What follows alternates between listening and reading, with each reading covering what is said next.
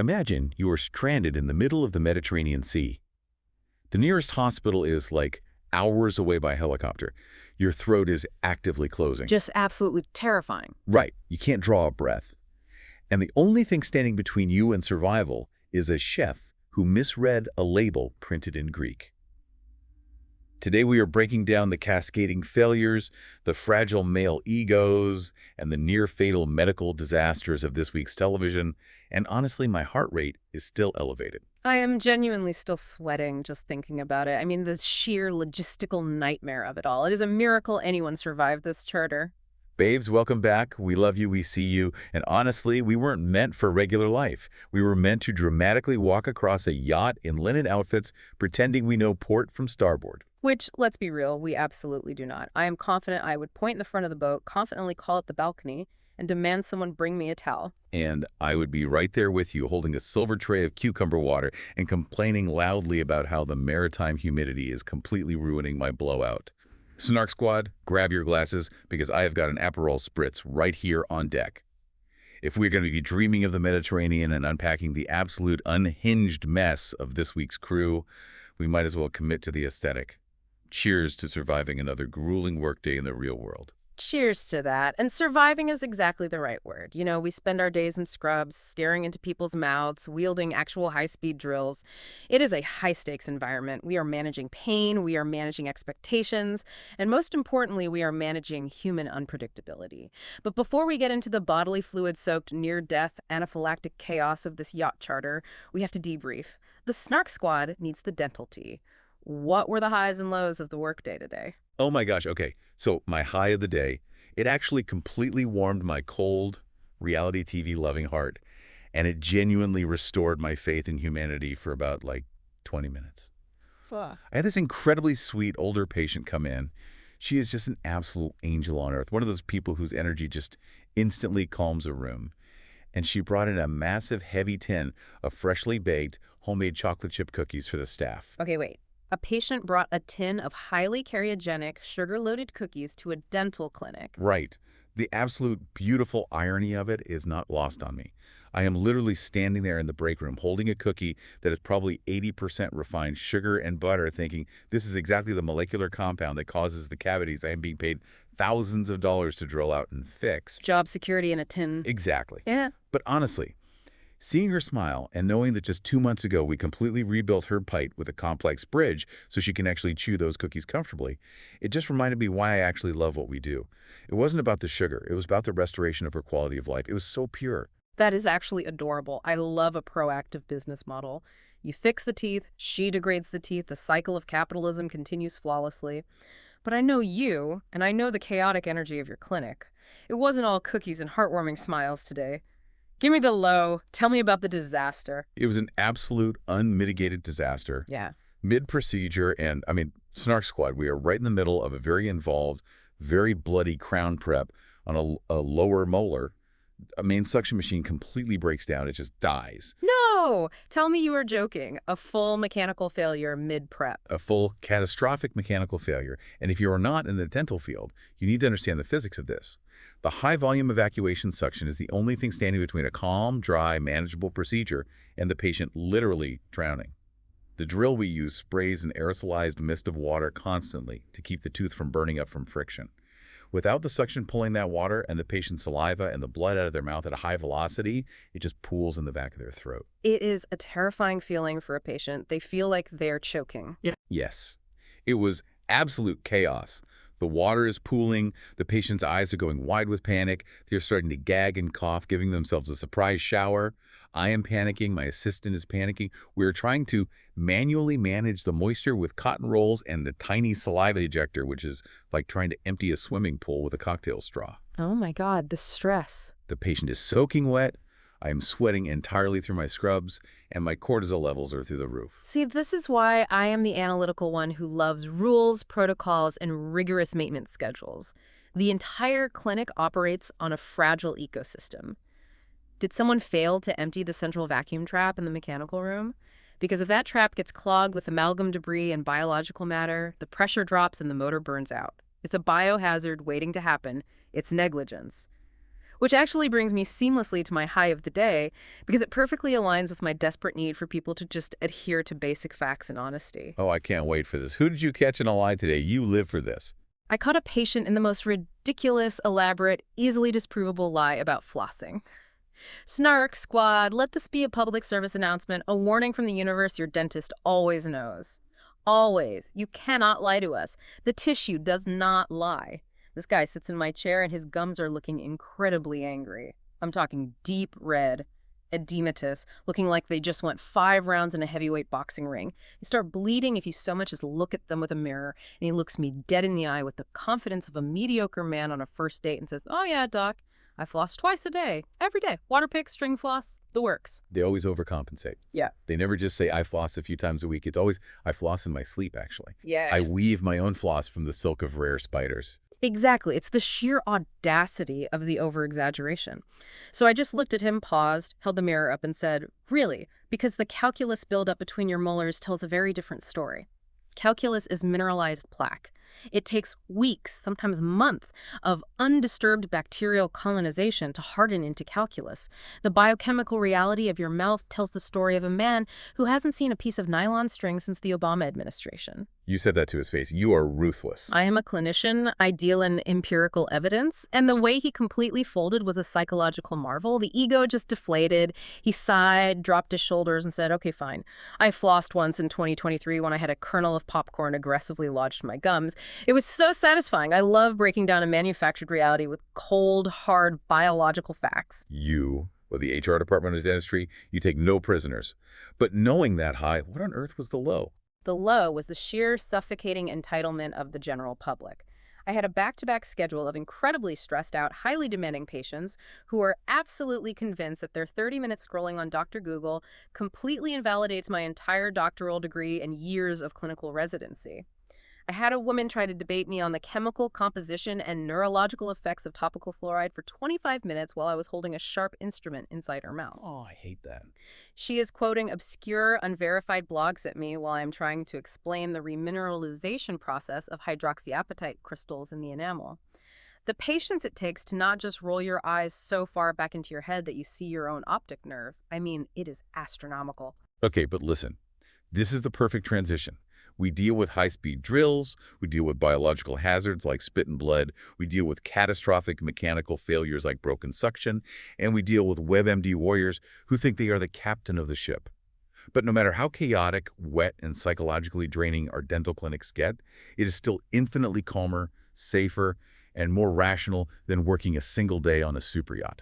Without a doubt. Think about the scale of the ecosystem. If the suction breaks in our clinic, we apologize, we use a manual workaround, and we reschedule the patient for next week. Nobody dies. If a mechanical system breaks on a super yacht in the middle of the Adriatic Sea, the boat loses propulsion, the stabilizers fail, everyone is violently seasick, and a billionaire who just paid $250,000 is screaming at you while you frantically try to prevent the vessel from drifting into a reef. Exactly. The stakes are wildly disproportionate to the actual skills of the people involved. Which brings me to a very important hypothetical. Let's play a game. Imagine, right now, we have both abandoned our medical careers, we have been hired to work on the Akira 1, we have packed our tiny, soft-sided duffel bags, we are in the Mediterranean, the sun is shining, and the guests are arriving in 3 hours. We'd last exactly, how long? And which department are you in? Because I am claiming interior right now, and I will fight you for it. Interior, you would last exactly 4 minutes before you threw a crystal champagne flute at a guest's head. Excuse me. I would be amazing at interior. I am deeply obsessed with the luxury vibes, the tablescapes, the aesthetic of service. I want to fold napkins into complex origami swans. I want to arrange imported orchids in the main salon. I want to wear the crisp white skirt, pin my hair up, and carry a silver tray of perfectly balanced espresso martinis down a teak staircase. It's an entire lifestyle aesthetic. I would be the vibe curator. You are romanticizing the end result and completely ignoring the grueling, humiliating mechanics of the job. You're forgetting the part where you have to do laundry in a windowless room that is 95 degrees until 3 in the morning. You are forgetting that you have to take an iron to the captain's epaulets. You are forgetting the part where you have to literally scrub skid marks out of gold-plated toilets that belong to strangers. The glamour is a facade for indentured servitude. I am taking deck. Absolutely, unequivocally deck. That is the most hypocritical thing I have ever heard. You hate the sun, you wear SPF 100 just to walk to your mailbox, you detest manual labor. You would have to lift things, heavy things, wet things. You'd be hauling incredibly heavy synthetic lines that are covered in sea slime. Yes, I acknowledge my physical limitations, but here is my unassailable logic. The deck crew operates outside the immediate psychological bubble of the guests. They do not have to smile as much. I categorically refuse to serve demanding, wealthy people their eggs. I cannot and will not do the high-pitched, obsequious customer service voice for a billionaire who thinks he's funny when he's just mean. On deck, I have a physical barrier. I can just pretend to be aggressively shammying a window on the bridge deck while silently judging everyone from a safe distance. I would be a terrible deckhand physically. I'd probably pull a muscle throwing a heaving line. But mentally, I need the barrier of the great outdoors. I need the ocean breeze to carry away my disdain. Okay, fine. So it's our first morning on charter, the boat is rocking. Who is accidentally oversleeping and missing the morning brief? Yo, it's not even a debate. I feel incredibly seen and heavily attacked, but you are absolutely right. I would be dreaming about the Mediterranean sun, wrapped in a high thread count duvet in my tiny bunk, completely ignoring the radio buzzing in my ear. Wake up, we need to pull anchor, the guests want breakfast. And I just roll over and mumble to the wall, 5 more minutes, Captain Sandy, the orchids can wait. And who is dropping the incredibly expensive, heavy luxury dishware? Oh, that's you. But not by accident, purely out of spite. Absolutely. The physics of my grip strength are directly tied to my emotional tolerance for nonsense. The moment a guest asks for something completely ridiculous, like, I don't know, a cold water Maine lobster, when we are floating in the middle of Croatia, surrounded by some of the best local seafood in the world, my hands would just mysteriously undergo rapid muscular atrophy. Oops. There goes the Bernard dead porcelain. There goes a $300 plate shattering on the tea. I'm so sorry, my hands are simply too tired from lifting the heavy, suffocating burden of your unearned entitlement. Let's be real, though. Even if we made it through the day, neither of us are surviving Captain Sandy's inspection. Not a chance in hell. She would walk in with those literal white gloves. She operates with the precision of a military auditor. She would find one single speck of dust on a recessed light fixture that I was supposed to clean, give me that terrifyingly calm, disappointed look, the one that pierces right through your soul, and I would immediately start crying, apologize to my ancestors, and pack my bags. I wouldn't even make it to the inspection. I would threaten to quit by hour 4 of the first charter, the very moment someone asked me to unpack their suitcase and I had to physically touch a stranger's worn-in loafers. Done. I'm calling a water taxi. I'm swimming to the mainland if I have to. If we are assigning reality TV crew archetypes to ourselves, you are definitely the lovable disaster. You are the Stu who is terrible at the actual mechanics of the job, completely oblivious to maritime protocol, but you survive because you just want everyone to get along.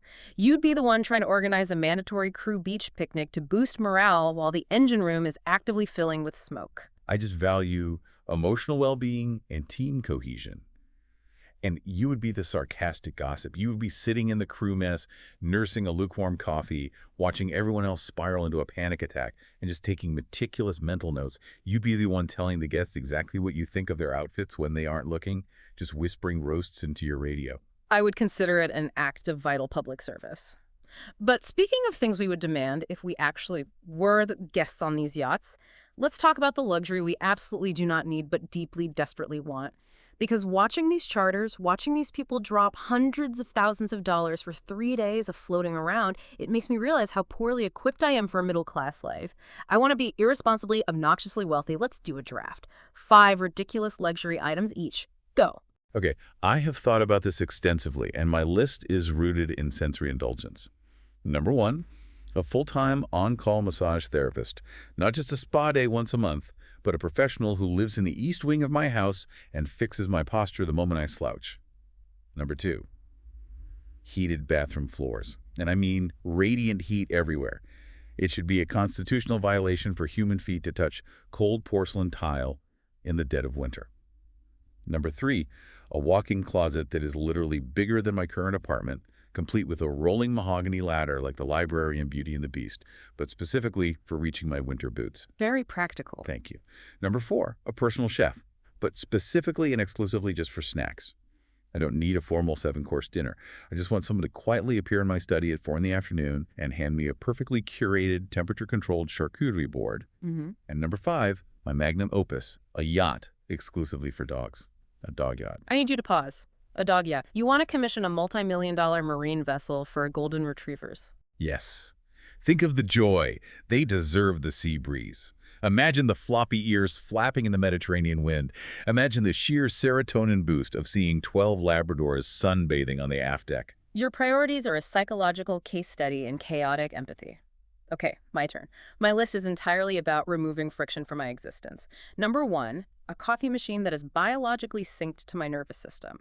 I walk into the kitchen, it uses advanced biometrics to assess my exact cortisol and fatigue levels, and it dispenses the mathematically perfect ratio of espresso to oat milk required to make me a functioning member of society. I mean, I would buy that right now. Right. Number 2, a home movie theater, but built like a bank vault. 2-foot-thick steel doors, soundproofed, and absolutely zero human interaction allowed. A true fortress of solitude. Number 3, a private jet, strictly because the general public at commercial airports is my idea of Dante's Inferno. Number 4, someone to chew my food for me. Ooh, stop. That is vile. You went from James Bond villain to Baby Bird. Okay, fine. I am kidding about chewing the food, but the sentiment remains. I want a high-level, aggressively competent personal assistant to handle all life admin, paying bills, scheduling medical appointments, sitting on hold to argue with the cable company. I want to never, ever dial a 1-800 number again in my life. I want to be shielded from bureaucracy. And number 5, a walk-in fridge. Just a massive, brightly illuminated stainless steel, freezing cold room where I can just stand in silence when I am overstimulated by the world. A walk-in fridge for emotional regulation. That is the most medically accurate on-brand thing you ever said. Honestly, if we hit the lottery today, my snack chef is way more central to our survival than your admin assistant. Absolutely not. My admin assistant would manage the payroll and scheduling for your snack chef. But babes, the fantasy is over. The lottery tickets are unscratched. We have to pivot from our imaginary yacht careers and focus on the actual terrifying reality unfolding on our screens.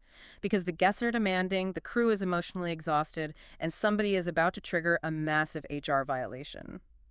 Let's head to the Mediterranean.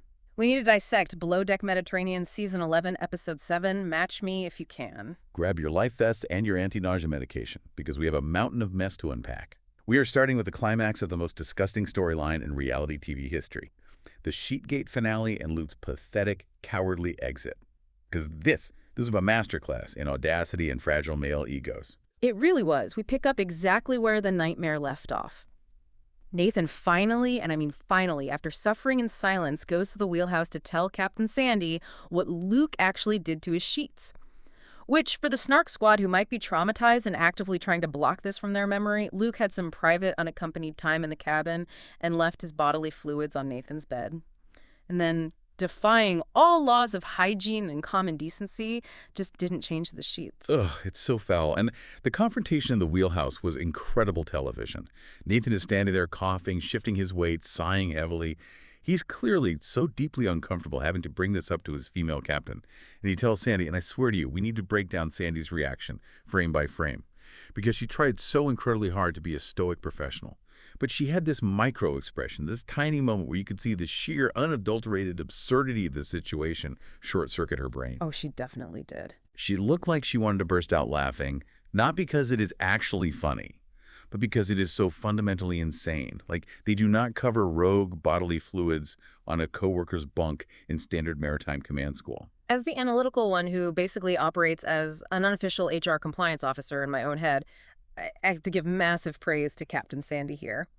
Yes, she had that flash of a human reaction, that little hidden smile of pure existential disbelief, but she immediately snapped out of it and fell back on strict seafarer protocol. This isn't just a gross roommate dispute in a college dorm. This is a massive workplace violation on a commercial vessel. It's a biohazard. She called Luke up to the bridge, she looked him dead in the eye, and she told him she was writing a formal HR report. And this is the part that I love, the part that actually matters in the real world. That report goes into his discharge book, his permanent maritime record. Wait, explain that. What does that actually mean for him? In the maritime industry, every seafarer carries a discharge book, sometimes called a seaman's book. It logs your sea time, the vessels you worked on, your rank, and crucially, the captain's official assessment of your conduct and ability. When Sandy writes a formal warning for something like this, it isn't just a slap on the wrist or a stern talking to, it is documented ink. It means that any future captain who considers hiring him will see that he was formally reprimanded for creating a biohazardous, hostile work environment. It follows him globally. It is the ultimate accountability. Yes, the permanent record. It has actual teeth. But then we pan down to Luke's cabin for his little pity party, and I was literally screaming at my television screen. Luke is sleeping on a bare mattress. Yeah. No sheets, and a sweat-stained pillow. It was a biohazard layered on top of another biohazard. It's like a nesting doll of unsanitary choices. Let's roast the psychology of this man for a second, because his absolute lack of self-awareness is staggering. He waited 3 days. 3 entire days. He didn't wash the sheets. He didn't offer to buy new ones. And his excuse to Nathan when he was finally confronted was, "Oh, I forgot. How on God's green earth do you forget your own bodily fluids on your coworker's bed?" You don't. You absolutely categorically do not forget something like that. That is not a lapse in memory. That is a conscious choice of extreme laziness, disrespect, and a pathological lack of empathy. He thought his status as a bro would protect him from consequences. And then the audacity of this man-child reaches a new peak. He wanders into the galley and starts complaining to Joy. He tells her to go easy on him because he's being punished by everyone and he's having a hard time. He's actively seeking emotional labor and sympathy from a woman who is trying to cook for demanding guests. The nerve of him. And Joy, who is the absolute queen of this episode, looks at him, doesn't even start prepping her ingredients, and completely shuts him down. She literally says, "Okay, I have bigger fish to fry." I cheered.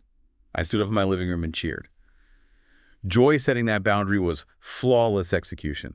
She had a massive, complex French dinner to prep. She had demanding guests who hate everything. She did not have the emotional bandwidth to coddle a 35-year-old man who doesn't know how to operate a washing machine. She gave him exactly 0 ounces of pity. She starved his ego. Which leads directly to the resignation. Luke goes to his talking head interview, and he is fully spiraling. He's complaining that Nathan is being, and I quote this verbatim because the vocabulary choice is wild, ferocious, and visceral toward him after only a day and a half. A day and a half since Nathan found out? Sure. But Luke left the mess festering for 3 days. He completely ignores the timeline of his own offense, and then he decides to quit. He calls Sandy and says he wants to remove himself from the equation. So I have to ask you, did Luke quit because he genuinely felt bad, looked inward, and realized his presence was toxic to the team's morale? Or did he quit because he's a massive ego-driven narcissist who cannot handle an environment where he isn't actively adored? Oh, it is 100% the latter. There is no genuine introspection happening there. He is a coward. He could not handle the fact that his actions finally had real-world consequences, and that those consequences meant people were looking at him with disgust instead of admiration.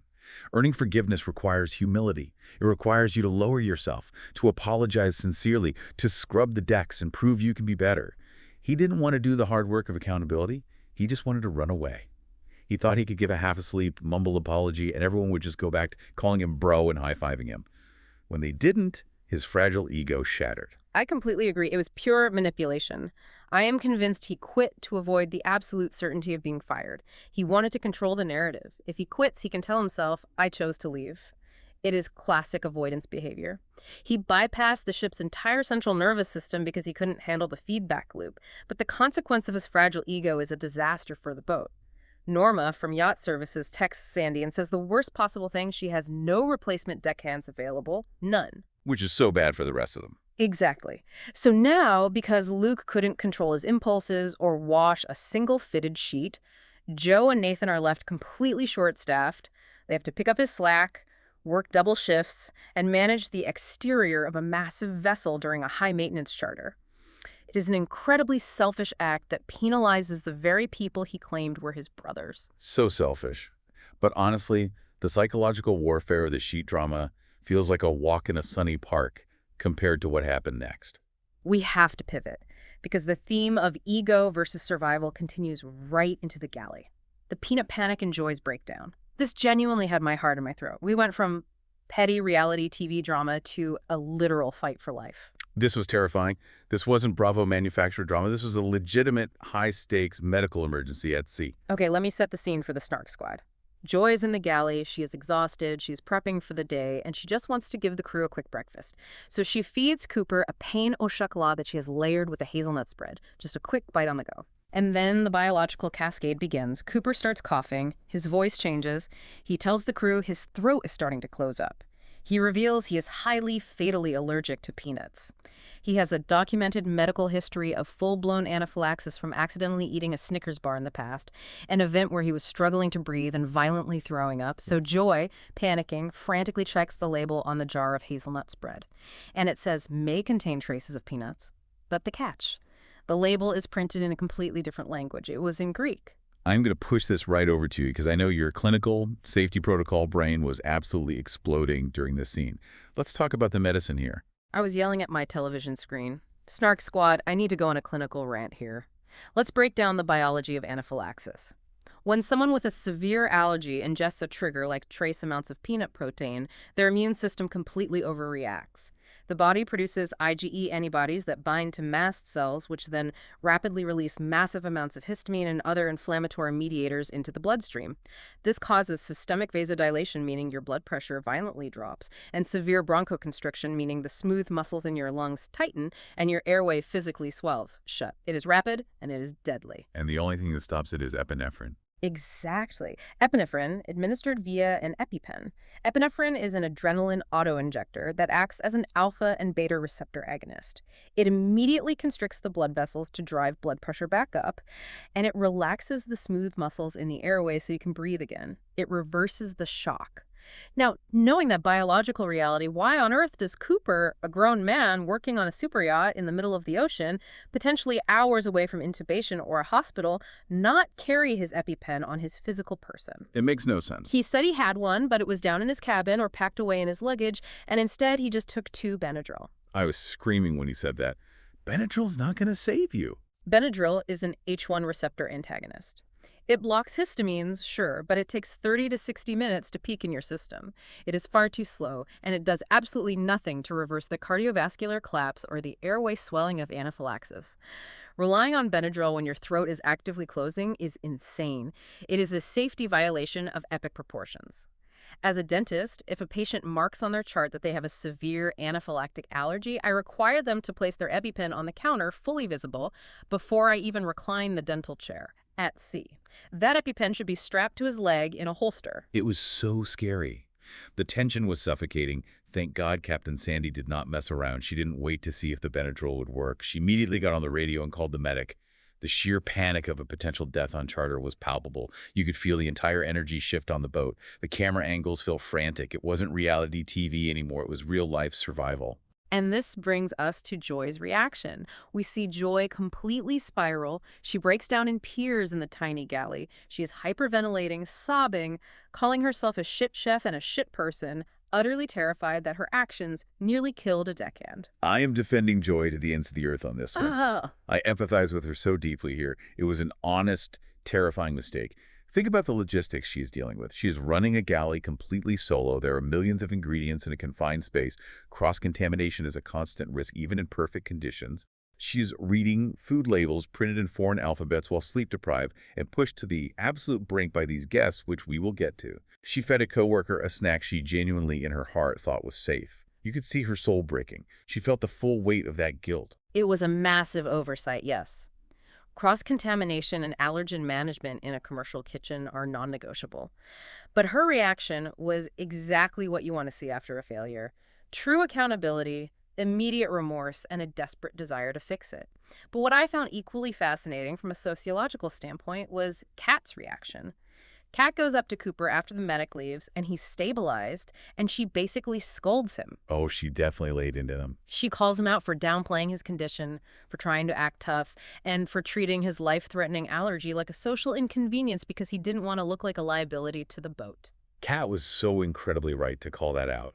Cooper was trying to be the stoic, tough guy. Yeah. Oh, my throat is closing, but I'll just take a Benadryl. I don't want to be a bother or stop the boat.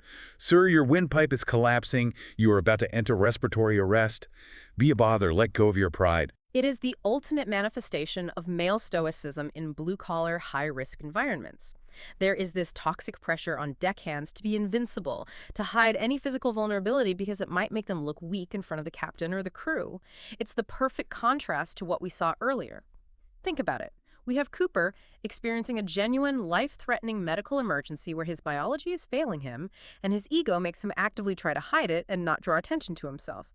And then On the exact opposite end of the spectrum, you have Luke with his completely manufactured self-inflicted drama over some unwashed sheets, sitting in the corner, literally demanding everyone's attention and pity.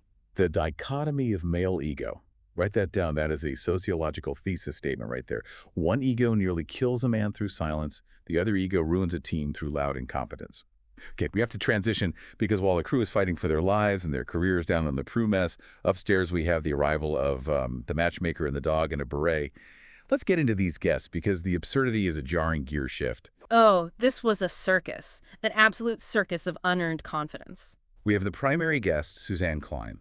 Mm. And she has brought along Amy Laurent, who reality TV historians will recognize as the returning matchmaker from season 10. Yeah. And the vibe from the second they step onto the teak deck is immediately suffocatingly chaotic. Amy is incredibly needy. The psychology of her behavior is fascinating. From the moment she boards, she is trying to desperately control the entire narrative of the charter. She physically pulls Aisha aside immediately for a meeting. Aisha does not have time for a meeting. She is the chief stew. She has to unpack heavy luggage, coordinate the anchor drop, and pour endless glasses of champagne. But Amy wants to act like she is the primary. She is trying to produce her own little romantic reality dating show within the actual reality show. Yes. She is trying to justify her fee. She wants the attention of the crew. She wants to be the director of this romantic play. But Suzanne is the one actually footing the massive bill for the yacht. Aisha's face during that meeting was sending me into orbit. She was doing her perfect high-pitched customer service voice, nodding politely, but, behind her eyes, she was screaming and calculating how to escape. Also, side note, can we talk about the fact that Suzanne casually mentioned she had been on 80 dates in 4 months? 80 dates in 4 months. Let's break down that statistic. That is roughly 5 dates a week. That is a massive, blinding red flag. If you have been on 80 dates and absolutely none of them stuck, the common denominator is not the dating pool, Suzanne. The common denominator is you.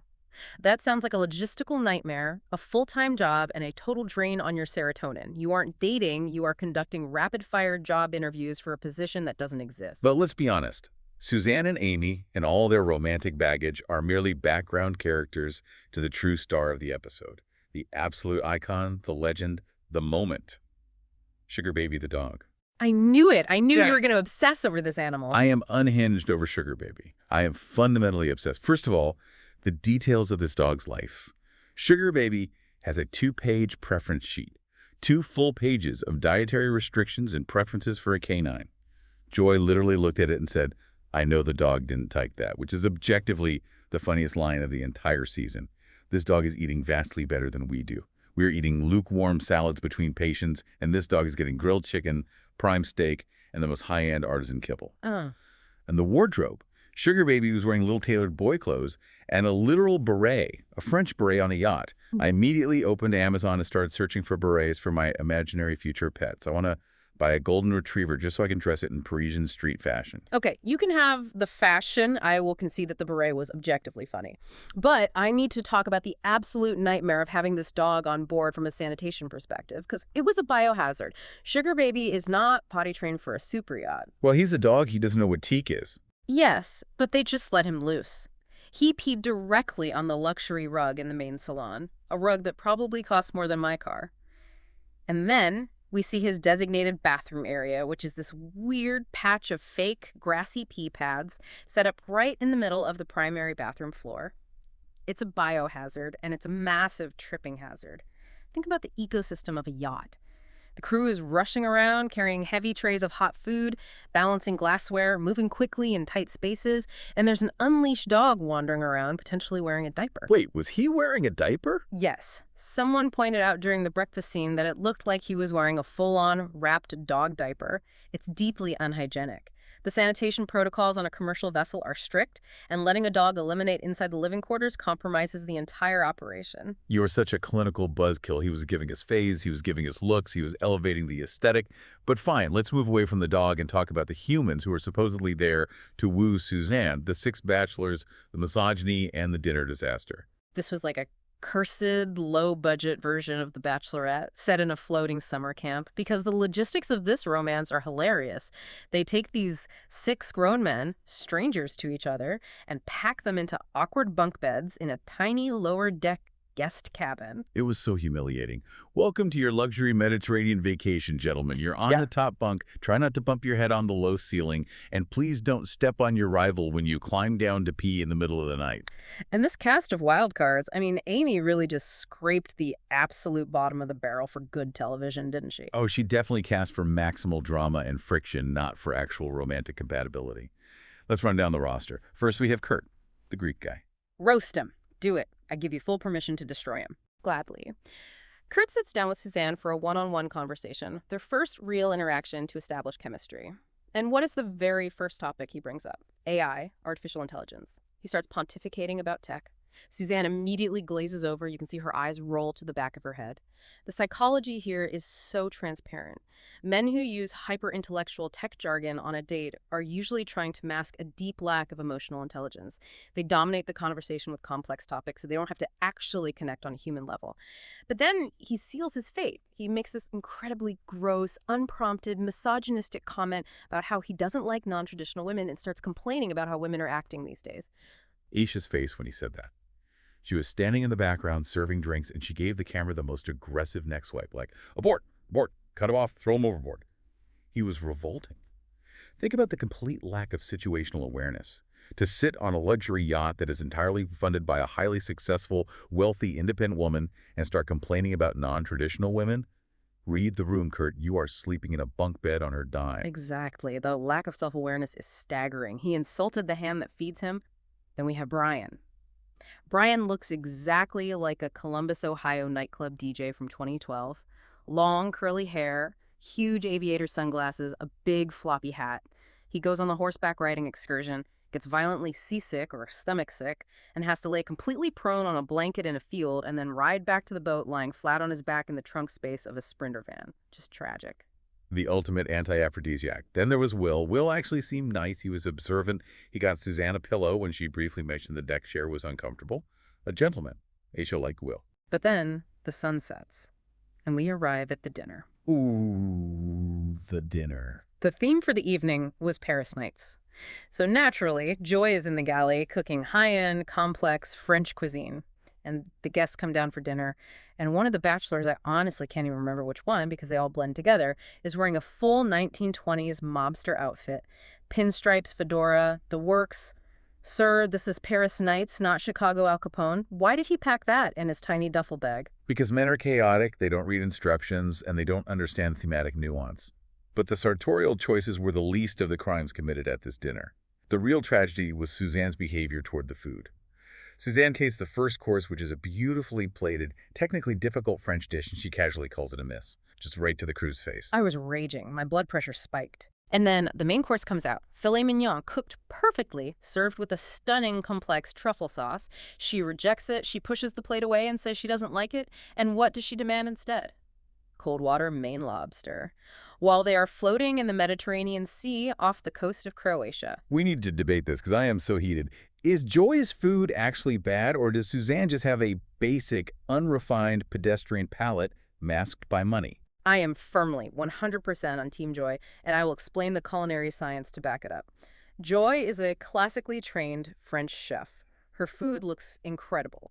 The fact that the other 5 bachelors were eating it just fine proves it wasn't a technical failure. Suzanne demanding Maine lobster in Croatia is the absolute epitome of uncultured performative wealth. Let's talk about the biology of seafood. There is a massive difference between the cold water Maine lobster with the large claws and the spiny lobsters native to the warm Mediterranean waters. To get a Maine lobster to Croatia, it has to be flash frozen and shipped across the globe. Freezing seafood causes the water inside the cells to form ice crystals, which rupture the cellular walls. When it thaws, the enzymatic breakdown of the proteins results in a mushier, tougher texture. It is scientifically inferior to eating fresh, locally caught Adriatic seafood that was pulled from the water that morning. Wow, so she's literally demanding a worse product. Exactly. Suzanne doesn't actually appreciate culinary art or local sourcing. She just wants expensive things with brand name recognition. I want Maine lobster because it's famously expensive in America, not because it makes any gastronomic sense for this menu. It's not about taste, it's about power. It's about enforcing her will. She just wants what she wants when she wants it, and she wants to complain to assert dominance. Joy was already emotionally fragile, hanging by a thread from the peanut incident, and then to have this woman sit there and arrogantly tear apart a flawless filet mignon. It was cruel. But while the dinner is crashing and burning on the main deck, we have high espionage happening below deck. Yes, Jen's secret discovery. This was the juicy, covert tea we needed to cleanse our palate from the lobster debate. So, Jen is doing her stewardess duties, walking quietly down the guest hallway, and she overhears Billy, the guy who sat way too close to Suzanne the minute he boarded, the one Aisha immediately clocked as annoying, making a secret phone call in his cabin with the door cracked. Right. He's on the phone with a girl back home, calling her baby, and Jen hears him say, "Clear as day, you're very beautiful, way prettier than her." Clearly, undeniably referring to Suzanne. The gasp I let out, it echoed through my house. Billy has a whole girlfriend, or at least a very serious side piece, waiting for him back home. And he is just using this yacht as a free luxury European vacation and a desperate grab for 15 minutes of Bravo television fame. He is a total fraud. He is a romantic grifter. And it puts Jen in a massive moral dilemma. In her talking head interview, she's spiraling. She says, "I hate men now," which honestly, highly relatable given the sample size on this boat. But what does she do with this highly explosive information? Does she follow protocol and tell Aisha?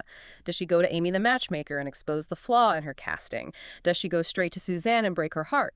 Or does she keep her mouth shut to avoid being the messenger who gets shot? See, I'm messy. I love the drama, but I hate direct confrontation. I think Jen should just quietly tell Aisha and let the chief stew handle it. That's the chain of command. You pass the grenade up the ladder and let leadership pull the pin. Are you kidding? You are thinking like a corporate employee, not a reality television star. This is prime time television. Tell everyone. Take the nuclear option.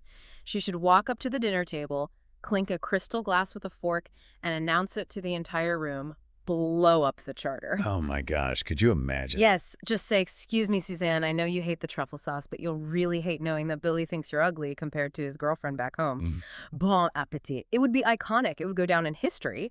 But knowing Jen, she's going to hold on to this secret until the absolute worst possible, most awkward moment. Oh, absolutely. She's going to drop it when they're all trapped in a van or something. Speaking of which, finally, before we get to our formal judging segments, we have to mention the failed excursion. The disastrous horseback riding trip. An absolute logistical nightmare from start to finish. They started the excursion way too late in the day. The sun was literally setting as they left the boat. The crew, poor Joe and Kaylee, had to haul heavy, bulky, luxury picnic gear all the way out to this random field in the middle of nowhere, set it all up perfectly, and then immediately pack it all back up in the pitch black because it was too late and too dangerous to ride horses in the dark. They broke their backs for absolutely nothing. But there was a tiny, fleeting silver lining. In the Sprinter van on the dark, bumpy ride back to the marina, we get a quick shot of Joe and Kaylee holding hands. A cute, non-toxic boatman's moment. After all the horrific Luke, Jen, Joy triangle drama from the past few episodes, it was so refreshing to just see two exhausted crew members holding hands in the dark, bonding over how much their current situation sucks. It was wholesome. Yeah. A tiny sliver of humanity, a palate cleanser after the Billy and Kurt show. All right, babes, that is the recap. We have analyzed the mess. Now it is time to formally judge these people, which means we are moving right into choosing our crew MVP. Who was the most valuable player this episode? I know exactly who you're going to pick. You definitely do, because I wear my heart on my sleeve. My crew MVP for this episode is, without a doubt, Chef Joy. Defend your choice. Convince me. I will. Yes. Listen, was the peanut cross-contamination a massive, potentially fatal mistake? Yes. I'm not denying the gravity of it, but look at her leadership and work ethic in the aftermath. She realized the mistake. She didn't try to hide the jar. She didn't point fingers at the provisioner. She admitted fault immediately. She took full accountability. And despite being completely emotionally broken over it, and despite Suzanne brutally and unfairly criticizing her food hours later, she wiped her tears, pivoted, and kept serving beautiful, high-end, complex meals completely solo in that tiny galley. She didn't throw a tantrum. She didn't quit and run away like Luke did when things got hard. She showed immense, gritty resilience. Teen Joy all the way. Who is your MVP? I respect the Joy pick. I really do. But my MVP is Captain Sandy. Really? The captain. She barely left the bridge. Yes. Let's look at problem solving and high-level leadership. In a single 24-hour period, Sandy got to manage a massive sexual harassment and HR crisis with Luke's Sheetgate, and she handled it perfectly by the book. She documented it, she wrote the formal report, she protected Nathan's right to a safe workspace, And then, mere hours later, she had a life-threatening medical crisis with Cooper. She didn't hesitate. She didn't wait to see if the over-the-counter Benadryl kicked in. She instantly escalated the situation and called the medical professionals. Pure, swift, no-nonsense leadership. She kept the boat afloat, literally and metaphorically, while her deck crew was completely imploding beneath her. She is the central nervous system keeping the organism alive. Okay, fair point. She handled the biohazards well. I'll give you that. Now let's flip it. Let's discuss these charter guests. Who was wonderful and who would you rather throw overboard than serve a drink to? Who is your guest from hell? I will start this one. My guest from hell is Amy, the matchmaker. Not Suzanne. Suzanne rejected the filet. No. Suzanne is demanding, yes, but she is the primary. She is paying for the yacht. Her entitlement, while annoying, is somewhat baked into the financial transaction. Amy is the true menace. She is trying to produce a dating show on a yacht she doesn't own. She is manipulating the environment. She is controlling the seating arrangements like a dictator. She's demanding Aisha's time when Aisha is trying to do her actual physical job. And most importantly, she is terrible at her own profession. She brought a guy like Billy, who is clearly faking his interest in calling his girlfriend, and she brought Kurt, who actively insults the primary's gender. Her matchmaking skills are atrocious, her vetting process is non-existent, and she is a nuisance to the crew. I see your analytical point on Amy's manipulation, but my guest from hell is absolutely, unequivocally Suzanne. Complaining about a classically trained French chef's food, rejecting a flawless filet mignon, making Joy cry after an already traumatic day, unforgivable. Her complaints were entirely unreasonable. As you explained with the science, you were in Croatia, ate the local seafood, stopped demanding Maine lobster. She has a fast food palate with a billionaire's bank account, and I would refuse to serve her. I'd accidentally drop the Bernardo plate on purpose. Oh, we can agree on the wonderful guest. A sugar baby. Without a doubt. Flawless execution of a beret. Despite the biohazard of the pee pads, 10 out of 10, no notes for the dog. A star is born. Moving on, we need to issue our below-deck report card. We are grading each department based on this charter. Let's start with interior. What is your grade? I'm giving interior a B+. Aisha is holding it together, as always, managing Amy's insanity with grace. Kat is being supportive and giving tough love to Cooper when needed. Jen is doing excellent espionage work, gathering vital intel in the hallways. But they lose points for not figuring out the dog's bathroom situation faster. A dog peeing on the main salon rug is a massive failure of interior environmental management. I agree with the B+. Okay, deck team. I'm giving them a harsh C-. Ouch. Justify the C-. Nathan is holding it together emotionally, which is highly commendable given the violation he went through. Joe is stepping up to cover the extra work, but Cooper forgot his EpiPen. That is a massive, life-threatening safety violation on a super yacht. And Luke, well, Luke is a toxic infection. Quitting and leaving your team completely stranded mid-charter drops a whole department's grade. Yeah. Honestly, C- is generous. Completely fair assessment. Galley, what are we giving Joy? I'm giving Galley a B. Her food looks visually amazing. Her emotional resilience is top-notch. But the peanut cross-contamination with a foreign label, well, an honest mistake, is a nearly fatal oversight. It has to severely impact the grade. Agreed. And leadership. I'm giving leadership an A. You completely sold me on Captain Sandy earlier. Managing an HR crisis, a medical emergency, and a short-staffed deck team without sinking the boat or losing her temper. She earned that A. Absolutely. Okay, we have reached the end. It's time for our next charter predictions. What is going to happen next week? Give me your biggest prediction, a crew conflict, a guest disaster, and a chaotic theory. Okay, my biggest prediction. Jen is going to blow the whistle on Billy. She is not going to be able to hold the secret in. I predict a massive reality TV gold screaming match right at the formal dinner table. Jen is going to drop the way prettier than her, quote, Suzanne is going to throw a drink, and Billy is going to get kicked off the boat at the next port. That would be incredible television. My crew conflict prediction, Nathan and Joe are going to completely burn out. They are working a massive super yacht down a man because of Luke's fragile ego. No. The physical exhaustion and sleep deprivation are going to set in, and they're going to get into a stupid, vicious, screaming fight over something entirely trivial, like who left a chamois in the wrong bucket, or who didn't tie a cleat hitch fast enough. Pure, unfiltered sleep deprivation rage. Oh, they're definitely going to snap. The pressure cooker's too hot. Okay, what is your completely chaotic theory that somehow feels entirely possible? My chaotic theory involves the replacement deckhand. Norma is looking for someone, right? I predict the replacement is going to be someone from a past season, a recognizable, highly problematic face, and he is instantly, upon boarding, going to zero in and try to hook up with Joy. Yes. completing the ultimate messy love triangle. Since Luke left, the vacuum of toxic male attention in the galley needs to be filled by the universe. I love that theory.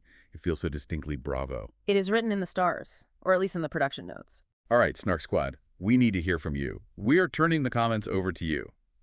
Which crew member do you think is carrying the season on their back right now? Is it Isha? Is it Joy? And honestly, look deep inside yourselves and answer this truthfully. Could you survive one single charter as a yachty, or would you be crying in the windowless laundry room by noon? Be honest about your physical and emotional limits. I would be weeping into the linens. Zero shame. And please drop the highs and lows of your own work days in the comments. Make us feel better about our broken suction machines and flossing liars. We love reading your dental chaos, your corporate drama, or whatever it is you do. Thank you all so much for hanging out with us, drinking spritzes, and avoiding reality for an hour. Don't forget to subscribe, leave us a 5-star review, because anything less is just bad karma, and share this with your favorite reality TV-loving babe. It leaves you wondering, doesn't it? At what point does extreme wealth stop buying you happiness and start buying you an absolute terrifying detachment from reality? If you could sit on a multi-million-dollar super yacht in the most beautiful waters in the world and be miserable because you can't get a frozen lobster from Maine, are you actually enjoying your life, or are you just testing how far people will bend to your will? Just something to think about. That's the real question. Until next week, always check the label, always keep your EpiPen on your person, and never ever leave your bodily fluids on someone else's bed. Stay fabulous, stay afloat, and we'll see you on the Snark side.